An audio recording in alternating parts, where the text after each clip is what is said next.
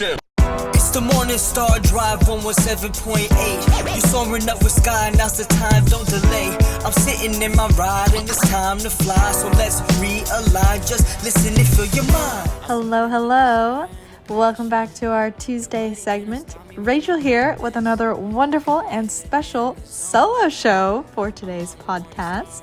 Today I plan to talk a little bit about the Netflix quote-unquote documentary, as well as discuss my own discoveries, journey regarding slander, and how to combat slander. So let's get started.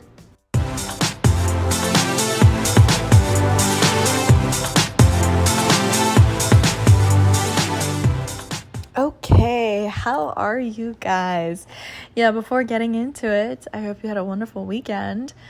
Perhaps you had a tumultuous weekend, considering I don't want to make it seem like it's such a big thing, the Netflix stuff, but we have to acknowledge it, right? It's kind of like the elephant in the room. And for this week's Tuesday segment, and specifically for my 2G talks, I didn't want to just ignore it and pretend like it didn't exist, because I do think it's an important thing that we need to talk about. As much as I want to protect the second generation and protect all of you lovely members, it's also important to know that better than protecting someone, it's giving them the tools to be able to defend themselves and support them. So that's what I hope to do here for this podcast today. Of course, we're going to keep it light, keep it wonderful. I'm really appreciative to Pastor Sky. If you haven't already, please listen to his Monday podcast, where he actually shared and talked a little bit briefly about the Netflix. Specifically, he covers the different episodes, and I know he covered episode 3. I'm sure all of us are excited and wondering what episode 4 is going to be like. As we know, there's been rumors and hints and things about how perhaps some second generation will be quote-unquote testifying regarding their experience in Providence. But here, as a second gen, I'm also going to actually testify correctly and clearly about my testimony in Providence. And I hope that through the Tuesday podcast, you can see that through myself and, of course, through Eddie as well. But yeah, so aside from the craziness of Netflix, hope you've been having a pretty good one. To be completely honest, I understand and I know that Netflix is a really big deal in Korea. I had that wonderful opportunity to watch, along with all of you, to watch the Friday prayer meeting. And it was so moving to see that many people there in Womundong having this fiery, passionate prayer. And just like Pastor Sky said on his Monday podcast, right? Seeing the different testimonies from people that have been in Providence for so long. To be able to see Pastor Shimbit, to be able to see the different performances, to see the second generation, the Milky Way, to see and know that campus had just had a retreat and that thousands of people had shown up to Womundong really gave me a lot of strength and a lot of hope. And knowing that in a place where this Netflix, documentary, I guess is what they'll call it, knowing that where it really is going to be affected in Korea, they have now the appropriate accommodations and the counseling that's needed also gives me a lot of reassurance. And so all I can do is hope and pray that Sansanam also feels reassured. And I know that together, if we continue to really work hard, do well, and not struggle too much, we'll also be able to reassure Sansanam, which I know is what we all want to do. Anyways, like I said, here in America, the Netflix I'm a Survivor isn't really something that people are looking that much into. I actually decided to look into the top 10 Netflix shows, specifically here in the US. Now, to be completely transparent, currently it only has the top 10 shows from August 4th to August 17th. So it's kind of the week prior, a little bit before the Netflix documentary came out. But to be completely honest, there's still a couple of days that it would have been possible for it to come out. In Korea, as soon as it came out, it immediately bumped up to top 3 or top 10. And now it's, I believe, number 1 in Korea, actually. And so to know that that happened in Korea in a few hours, and to see that that's not happening at all in the US. And I even looked at the global charts. That's not at all. If anything, everyone's watching the show Wednesday. I don't know if y'all have watched that show. It's a silly show. It's a daughter, part of the Addams family, which is a family that's supposed to be a parody of the nuclear family. So instead of being prim and proper, they're kind of dark and scary and gory, but they're actually a really wonderful and loving family. I suggest watching it. It's cute if you're into that type of stuff. I've seen a couple videos. I should say episodes. But that's actually what's number one. And if I look even more in depth, let me see. I have it open on my computer. Here we go. Yeah. Number one is Wednesday. Number two is, oh, look at that, also Wednesday, season 1. And then you have something called Untamed, which looks to be like a, I don't know, survivalist. Then you have The Hunting Wives. There's like a WWC thing. Oh, there's a comedy series called Leanne. Oh, I like that. She's a funny comedian. Of course, reality TV show is super popular in America. We love our reality TV. So I'm seeing that there's a couple of Netflix series. There's 2 of them are here, number 8 and number 10, that are actually more like crime mystery series, docu-series. One of them is Conversations with a Killer. So yeah, those are the type 10 shows that I'm looking at. And I don't see the I Am a Survivor show here at all. May change next week. Who knows? I'll be looking at it. I'm sure Pastor Sky will also be looking at it. But that's a relief to hear that it's not top 10 in the US charts, and it's also not top 10 in the global charts. So we can have some solace in that. Now, like I said in my intro, I wanted to talk a little bit about the Netflix quote-unquote documentary, and I wanted to talk about slander and how to help combat slander in a sense, especially as a second gen's point of view.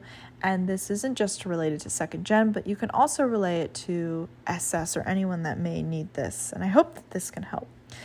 What were my reactions to the Netflix whenever, or as a second gen growing up when it first happened in 2023? Definitely, I was shocked to see that something like this was going to happen. Never in my life did I ever think that Providence would be, within my lifetime, so openly exploited and shown. And especially not to the degree that it was in complete falsehood and lies. I was not shaken by what they were saying. It did not actually have doubts arise. I know some second generation that unfortunately watched it the first season and that were really shocked by it, really hurt by it, because not only was it the Netflix, but it was the same time when everything was happening, right, with KJS leaving. So many of their foundations were shaken. But thankfully, I was somebody that did not really rely on KJS. I wasn't going to those, events where she was talking to the SS and the second generation and things like that.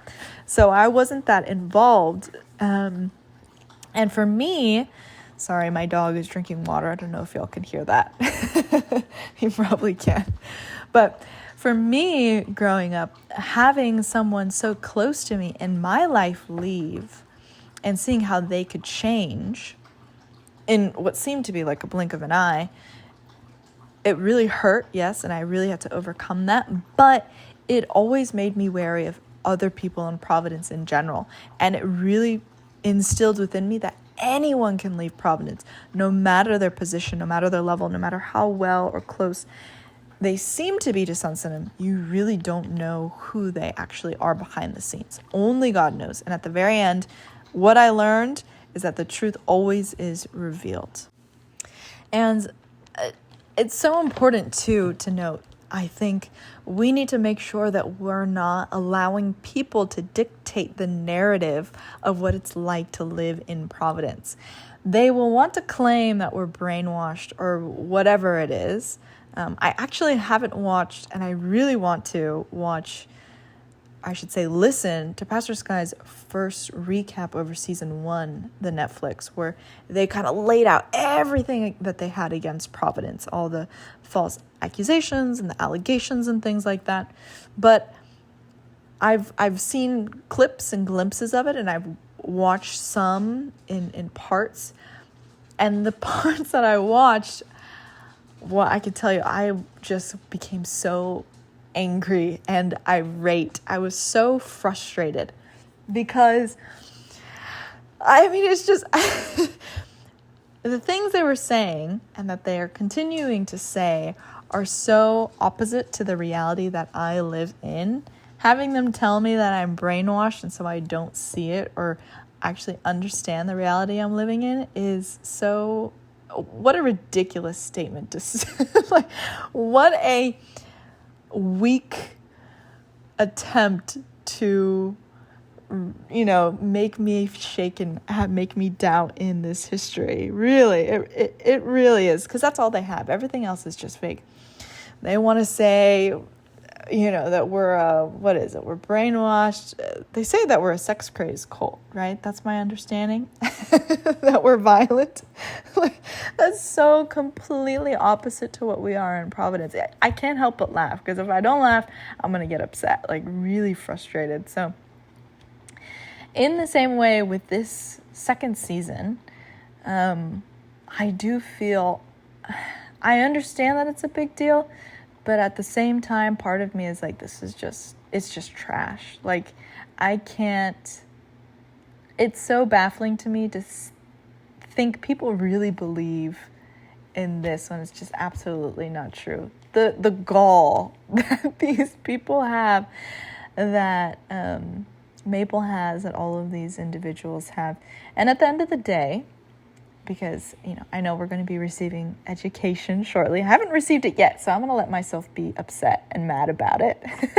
I think Pastor Sky does a great job of being very objective, but I'm more in touch with my feelings, so it's just, there's a lot of frustration in that.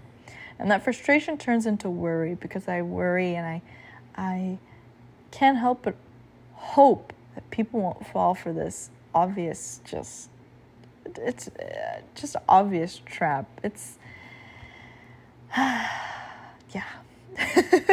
I try not to get too emotional, but it is important to remember, and I'm thinking about the education because we had our head leader briefly talk about what the education was going to convey, and it's loving your enemies. And I just was like, oh my gosh, that's how you know Providence, that Sunsonim has a good head on his shoulders and that he's leading Providence in the way, truly, absolutely, according to God's path and according to the path that Jesus paved. Normal people, right? If you were anybody else in charge of an organization and you have somebody blasting you or attacking you and making all these allegations, naturally you'd be like, hate those people, attack those people. That's what you would do. But Sunsonom's not saying any of that. If anything, he's saying, take care of each other, love each other, forgive each other. Like, what? Who says that? Nobody says that. That's truly Jesus' mentality, and that's truly God's method. And so, Sunsonom really is the best, right? He is better than all of us. He is the example. And I'm so grateful and thankful to be in this history, regardless of what's going on. Really, when I look at Netflix, it is inconsequential to me. I guess I'm a little prideful. I'm like, I'm a Netflix veteran. Look at me. I'm so cool. I'm going against the grain. Nobody can touch me. I'm a true outsider. I'm really on this narrow path. That's really what it makes it feel like. It makes it feel more real, this history, in a sense. I wonder if I'll feel that way. Or it helps the persecution and the tribulation make me want to work harder and see, okay, Satan's really trying to make this path difficult. Maybe this is the right path that I really should be taking, that I should take more seriously, that I should put more effort into. If anything, we know that God always has a will for anything. I imagine that obviously Netflix having this egregious documentary against us was not the will that God or the original plan for him to spread and show providence to the world, right? Who wants that? And there's so much suffering and families being torn apart and people being persecuted and people losing their jobs and horrible, horrible things that happen because of it. But at the end of the day, no matter what path we're on, God always finds the best path. So I truly do believe that although this is a bad thing, God's going to give us blessings, right?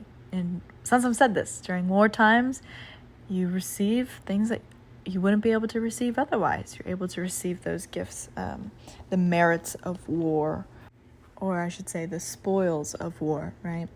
So we really are in I guess ironically, I should say a blessed time, even during suffering and persecution. So I imagine in the future it's going to be really fun to rub it into people's faces and say, you thought that was crazy. You know, the truth is going to come out and it's going to be so rewarding and satisfying. So don't give up. Go until the end. And again, like I said, don't let anyone try to tell you what your reality is, because that's what Satan's trying to do. World War III will never happen in the physical world. Sansanim said World War III will happen in the mind. And that's really what it is. Your phones are constantly trying to get your attention. People say we're brainwashed in Providence. Just go outside and see how people act to each other. Everyone's looking at their phone, hooked to their phones. Nobody's actually looking at each other anymore. People are brainwashed by social media, brainwashed by the phones. We can't stay away from it. We're addicted. Me too, to be honest. If anything, I should be more, I don't want to say brainwashed, but I should be more dedicated to Providence than I am to my phone.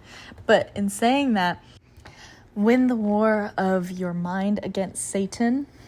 Know that the narrative they're trying to give to you, that's a narrative of someone who has changed. And we are people who have not changed, and we are people who are within this history, and so we have a clear, perfect perception of history. My eyes are not closed.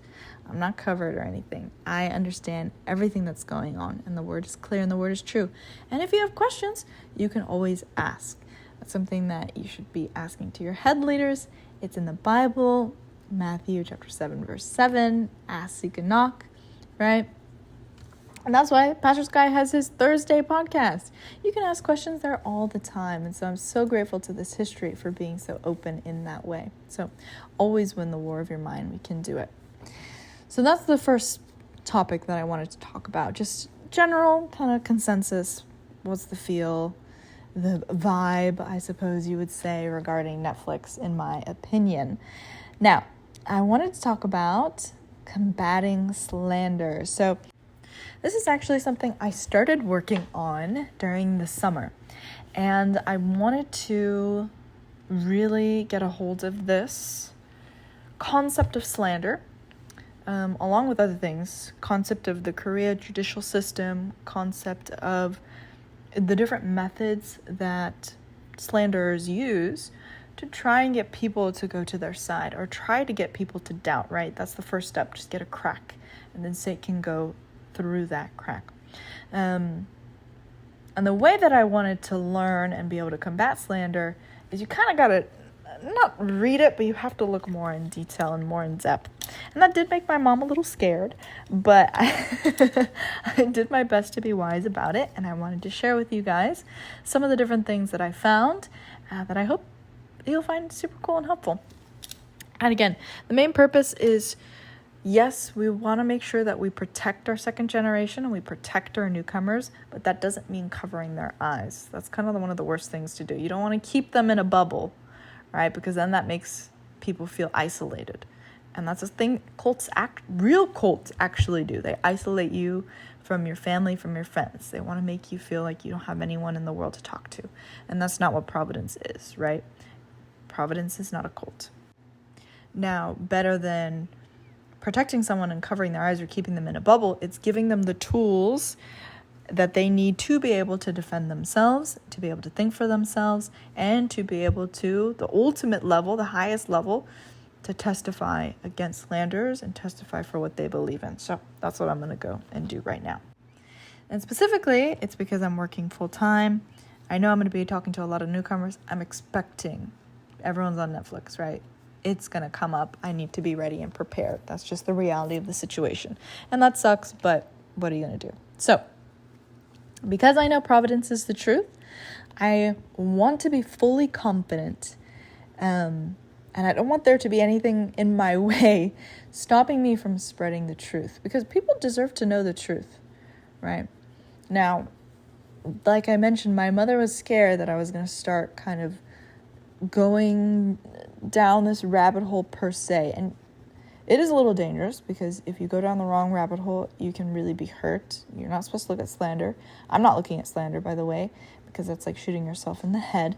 But at the same time, because Providence is the truth, that means I don't need to worry about checking things or looking at things, because it's all going to work out. And that is what I have seen. So we have a step-by-step. Perhaps if you want to follow along and do this for yourself, it might help you too. First, watch the commentary that Pastor Sky made on the I Am God documentary and take notes. I'm going to be doing that in the future personally myself very soon, before school starts and we go out to campus and start evangelizing. But I also wanted to learn about the ins and outs of the Korean judicial system, because for me, everyone told me growing up, oh, Korea is a guilty until innocent law system. And, when you're young, you just, okay, sure, all right, that's why Simpson's in the situation. But I remember one day I actually looked it up. And you want to know what Google said? Granted, I didn't really look too much into it, but, it said, first search, kind of that AI feature, said, Korea is a judicial system that characterizes itself with innocent until proven guilty. I can tell you the kind of drop in my stomach that I felt when I saw that for the first time. And that was a while ago, but that was one time where a crack formed in my heart and I thought, oh my gosh. And so it made me feel the need to study and look more into it, because like I said, Providence is the truth. Everything should be checked and everything should be clear. And actually going through more research, you start seeing that first, the initial AI search that I was prompted wasn't really 100% true. But you're not going to know that at first glance. And a lot of newcomers too, we tell them, Korea is a guilty until proven innocent. But then they look it up on the internet and that's not what it says. And so people may, second gen too, may come to doubt. And so I wanted to research and provide evidence so that they don't feel that. Yeah. There's a lot of things. Here, if you were to look at it, right, given to you straight away through Google, the Korean judicial system characterizes itself by innocent until proven guilty, right to a lawyer, and trial by jury. And that's kind of what it tells you right away. Now, interestingly enough, let me see. Yes. First, it's important to note actually where the history of South Korea's judicial system comes from. We know Korea was liberated on August 15th, 1945, from the Japanese colonial rule. And so, of course, that's an important year because Sun Sun was born in 1945, but that actually plays a massive role on the current Korean judicial system that they have. What they actually currently have is a succession of the judicial system that they have in Japan. Now, if you don't know that much about Japan, now, of course, I don't fully know about the judicial system in Japan, but the conviction rate alone is over 90%. I'm seeing some statistics here that it's like 95% and above the conviction rate in Japan. That's crazy, right?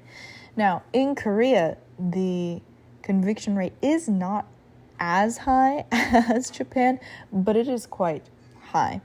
And I've started my research looking into the kind of similarities between Japan and South Korea. And I did find this article, and actually all the articles that I have found are all I've fact-checked all of them. There is an app where you can fact-check certain websites to make sure that they are not biased towards one side or the other. And then I have a fact checker for my fact checker. So there is this article that was written in 2020 where it states guilty until proven guilty in Japan and Korea.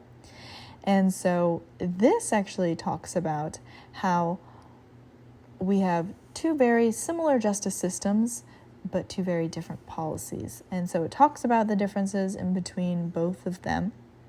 Super interesting. For example, there's actually one part I wanted to share. So this is regarding the Korean kind of history. It says, under 3 decades of imperial rule, you see imperial rule in the first half of the century, and then 4 decades of authoritarian domestic rule in the second. The Korean judicial system was widely seen by citizens as a tool to crush opponents. After Korea was democratized in 1987, changes swept through many institutions. One stubborn holdout was the legal system. And you can see, partly because even in the democratic era, the prosecution, along with tax authorities, has been used as a blunt instrument by repeated administrations to harm powerful commercial or political opponents. This partly explains the criminal records of virtually all high-profile Korean business figures, the jailing of ex-Korean presidents. And this is a side note. If you look up the presidents, almost all of them have been jailed. It's crazy. Going back to the article, their allies and family members once a new administration enters the office. So anytime you see a new administration enters in, somehow, some way, you're going to see the former president, their family, any allies go to jail. Isn't that crazy? Only after most key members of the previous administration were safely behind bars did the following administration attempt to have prosecution reforms. Okay, and then you can see here, a former Constitutional Court research judge told this article, Asia Times, that despite the fact accused persons have a constitutional right to lawyers, in practice, this right is at the discretion of investigating prosecutors. Another observer noted how abusive investigative processes are, with pre-trial detention, which is what we saw with Sensinan, media plays, which is what we see with Sensinan, where it's all just being shown on them. It's a sensational circus, in a sense. There's no true evidence. Hours of interrogation, which is what Sensinan went through, which is Pastor Shimbit, which is what all of the other people that they were alleging were helping Sensinan to victimize these women. Sleep deprivation and mental abuse. Despite these things, the judicial system has not really changed in that way. And so those continuous issues are taking place, and we're really seeing them take center stage, especially with Sensinan's case that we're seeing, especially just being exposed all over Netflix in a ridiculous manner. So this article was super interesting to read. Perhaps I'll have Pastor Sky post it underneath.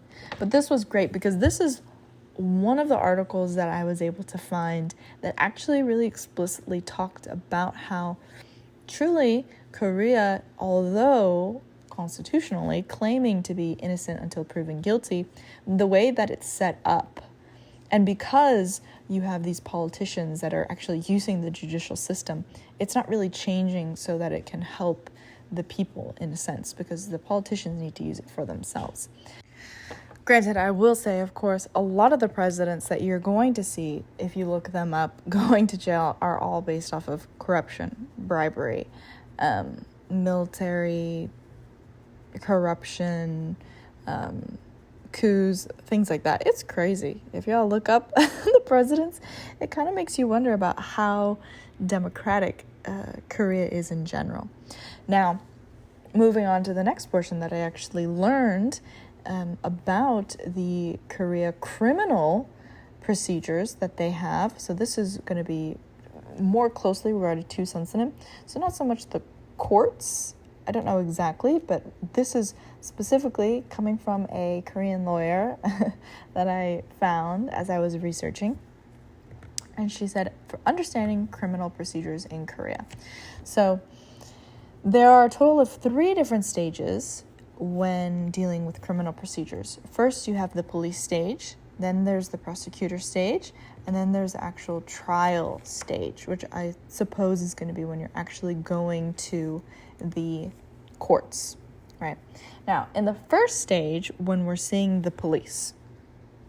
Now, the police at this point take whatever evidence that they find and they do their own mini trial, in a sense, is what I'm gathering from this at least. They do their own small trial based off the evidence that they have, based off of whatever. And remember, just like in that article that I read to you, this is the time when they're having those long detention hours, when they can lack of sleep, when they can have this kind of mental degradation to see what they can get out of you.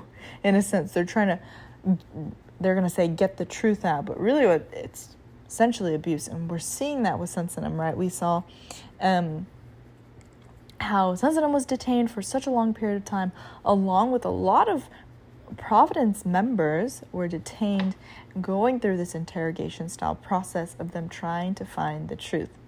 This also ties into the fact it's very interesting that I believe it's in the Netflix documentary, right, where the police, I don't remember if it was the commander or whatnot, who was helping, quote unquote, Maple, was saying that, oh yeah, the evidence, the phone, it got sold, that SIM card or whatever that had the audio, gone somehow.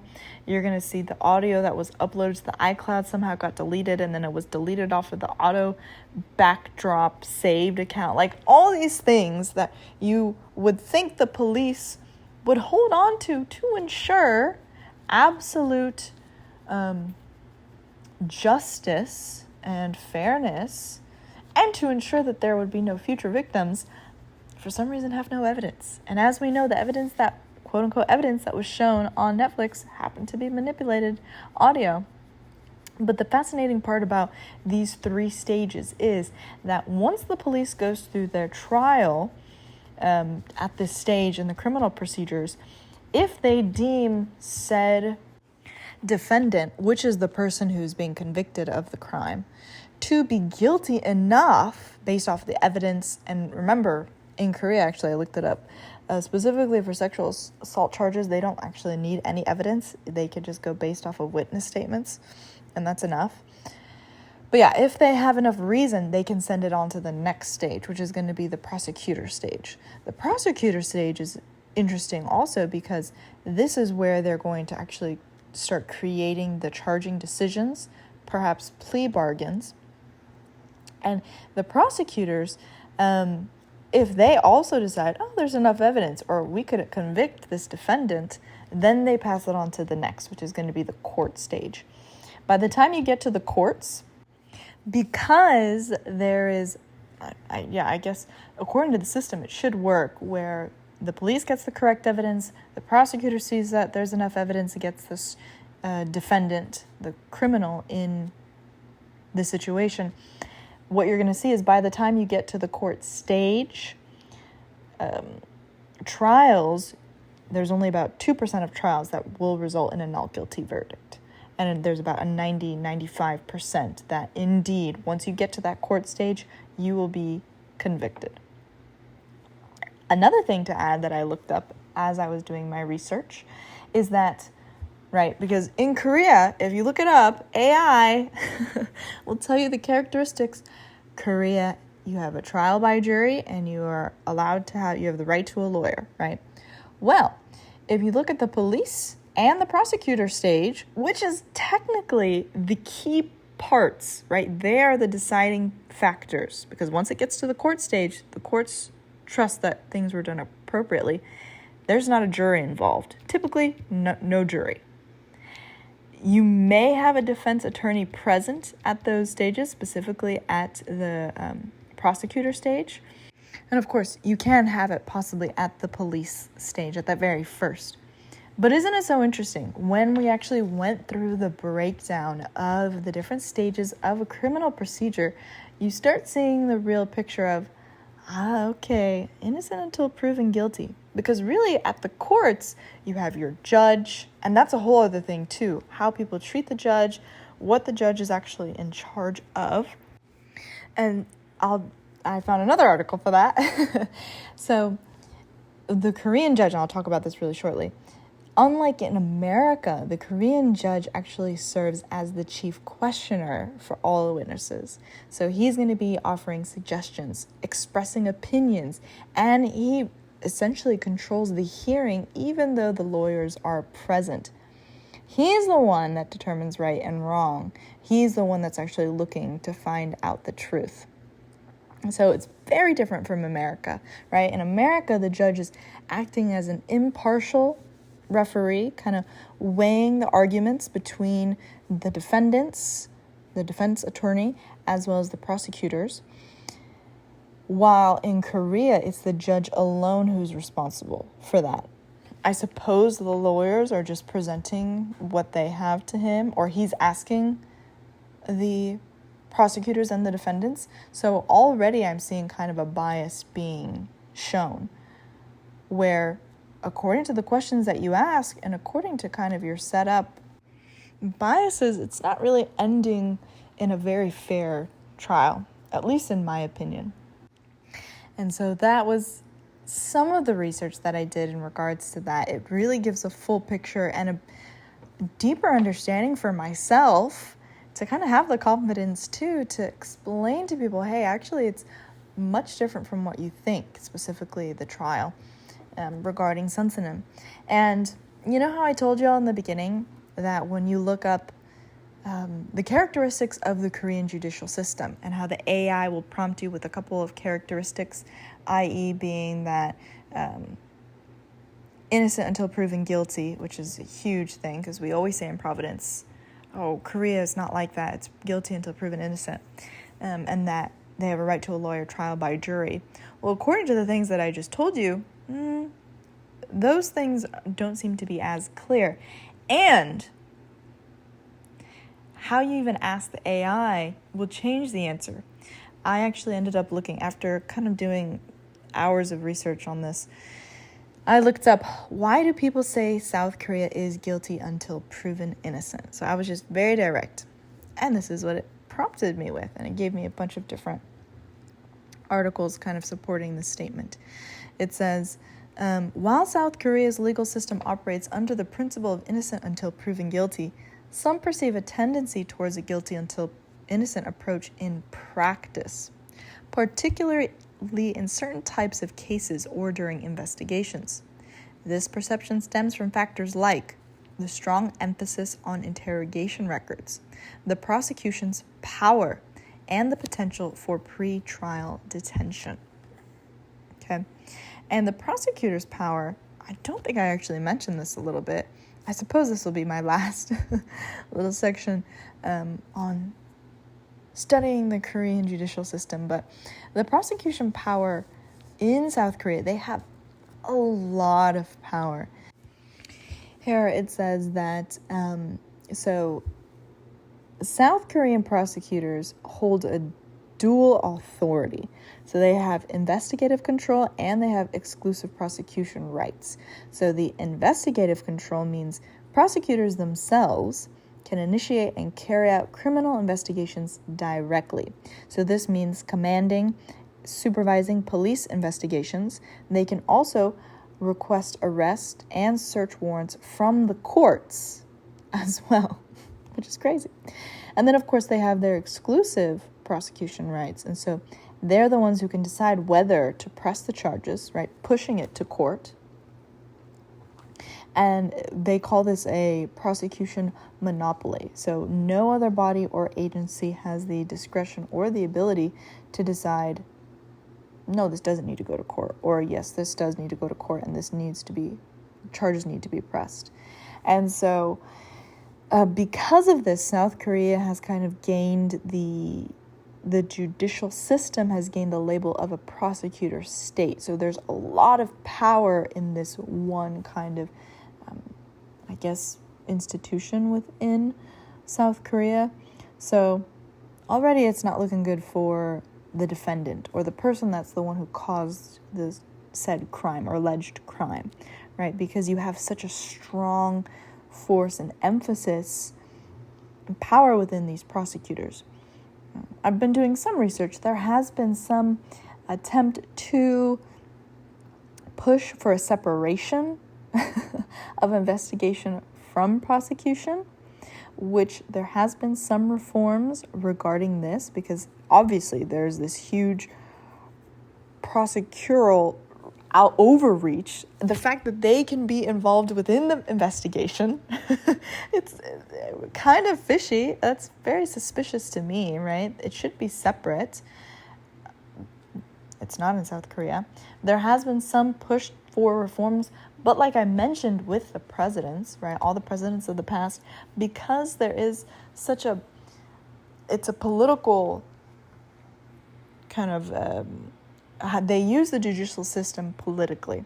And so because of that, and because they have money, right, they're not really going to change that kind of system. There has been some pushback, some reforms, but here I'm reading that nothing really has taken or has been implemented fully due to the fact that they're able to use the prosecution for themselves, right? To either put their political opposition in jail or to accuse them of things or, whatever it may be. But they're trying. According to this article, there has been some prosecution reforms possibly June 3rd, 2025. So this year, they're talking about maybe doing it. And so all this to say, it's so interesting looking at the Korean judicial system because you truly can see the culture of Korea shown and expressed through the system and even through the politics. What do I mean by that? Well, I was talking to my friend, she was here a little bit before, about the things that I researched and what I found about the Korean judicial system and how I was wanting to know more about Sun Sin-im's situation and the reality of this situation. And she said a lot of it is influenced according to the media. So, and I fully agree. The influence of the media in Korea is great. There's something that's called lookism in Korea that's huge. It's a big deal. Lookism and status. Lookism, if you look that up, you'll find a webtoons. The webtoon, which is like a comic. It's about, I believe, I've never read it, I don't know. Based off the pictures and the promotions that I saw, it's about a man who is overweight and he's bullied and he's looked down upon, and then I guess overnight he goes somewhere, loses all the weight, becomes really ripped, maybe gets plastic surgery, I'm not sure, and then all of a sudden his life fully changed, and everyone that was once in his life that bullied him and hated him and looked down on him and spit on him, all of a sudden are treating him so nice. And so the webtoon is a social jab, or it is taking a stand and acknowledging what Korea as a society is all about. Lookism, if you look up the definition, it's judging a person, or really degrading them, based off of their physical appearance. My friend was telling me, yeah, pretty privilege, it's a real thing in Korea. Like, it's really a big deal. And status. Everyone is concerned about how they look, how they appear. Everyone wants to look good in front of each other. And she said that's why bullying happens in school. Because I was always so, in America, bullying is kind of it's a joke. Like, seriously. I haven't really, even when I was in high school, I remember elementary school, there was a big push for no bullying, that type of message was being spread around. But by the time I got to high school, I remember people would kind of be mean to each other, but other students would judge that person who was being mean, or you would ignore it, or you'd be like, really, dude? I guess Americans, we don't take that much crap from each other. We're very straightforward, and we're very like, don't mess with me. Like, oh, you're going to say that? Well, I'm going to say this type of deal. And so she was telling me that, my friend was telling me, in Korea, the bullying in school happens because, my parents are richer than your parents, or the status of my parents is higher than your parents, so you're below me, and oh, you look uglier than I do, or you're like this and I'm better than you in this way. And because of the lookism, because of the need for status, you have this hierarchy within the culture start to form. And you see that hierarchy happen in the judicial system, where, especially in Sunsenim's case, because the media is playing such a big role, right? It was a Netflix documentary that came out alongside with the court, right? Because remember, season 1, Pastor Sky, he talked about it. He said season 1 is just talking about everything that happened in the first round, right? The first trial, 2008, 2009. None of it was really new, aside from Maple, of course. But he said all of it was just from that time. They were just playing on people's fear in that way, making Providence appear a certain way, making Sunsenim appear a certain way. And so when you have this judge who sees that, obviously, right, I'm sure he's the one who's having to ask the questions. He's the one who's trying to find the truth. And yet you have this huge media presence and this huge sudden quote-unquote documentary talking about the appearance and the status of Sunsenim, right? Then immediately you're going to see, and you can come to understand that really the trial was simply not based off of evidence, because they didn't have any. And the evidence they did have was manipulated, but who cares about that, right? Whatever. Witness statements was what they used. But simply because of the status or what they believe, how we view Sunsenim, they think, I don't know, right? In episode 3 of season 2, they say we believe KJS was the Holy Spirit, which is ridiculous. It's so dumb. I never heard anything more stupid in my life. I'm like, what? Everyone here on earth is human. Sunsenim's human. Like, I don't understand. Anyways, but simply because, they believe Sunsenim is so-and-so, then the possibility of the accusations and the allegations may be true. And so that in their mind, according to the judge, that means there's a possibility what the witness is stating could be true. Whether or not it actually is, doesn't matter. It could be true. So frustrating. I'll leave y'all with one statement that I found, which I really liked. It's from an article, of course, that states, because there was actually a alternative case with similar rulings regarding actually a sexual assault case. And this was a case in Korea. And this was an article talking of a case where there was a man who had been sent to one of the top courts for grabbing a woman's buttocks at a restaurant. The man here was sentenced to 6 months in jail by the court for groping her. He was also ordered to undergo 40 hours of treatment, banned from organizations, and use blah, blah, blah, blah, blah, blah, blah. He said, the court said the plaintiff stated consistently how the defendant had sexually assaulted her, and that the accused was not regretful of his wrongdoing. Then, if you actually scroll down towards the ending, you can see, so after he had gone to prison,